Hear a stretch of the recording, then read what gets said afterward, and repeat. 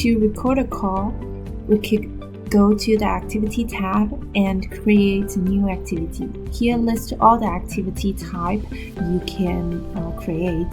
For example, the meetings, messaging, sample allocation, account visits. In this case, we'll select the meeting type and you can choose the start time and end time. Click on confirm. And there is the call report you need to fill in. So all the fields here are configurable. Some of the fields are mandatory, some of them are optional, but you can configure it based on your business needs. So we also have this check-in and check-out capability for GPS check-in if that is required. And you need to select the meeting type. This is also configurable.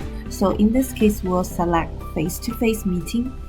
And you can choose the accounts and customer you are visiting this time. So for example, if we choose Aaron Abbey, and I could select the accounts. If there are multiple,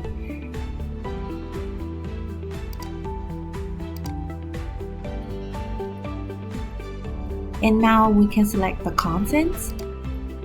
If this is a e-detailing call, we could select the e-detailing materials, and then we could start our e-detailing.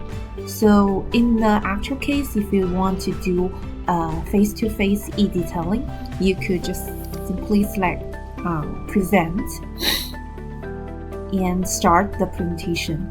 During the presentation, you can record the reaction of the HCP as sentiment. So for example, the reaction of this key message is very positive, then we can select positive.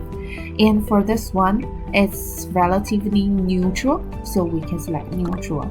And during the presentation, during the e-detailing, if there is any activity required, for example, we need to collect a set consent, we want to do a survey, and the customer is really interested, we want to send a message to the customer, you can also do it from here. Now we have finished our presentation, our e-detailing, and we can finish the necessary steps and click on complete. That will complete our call reports.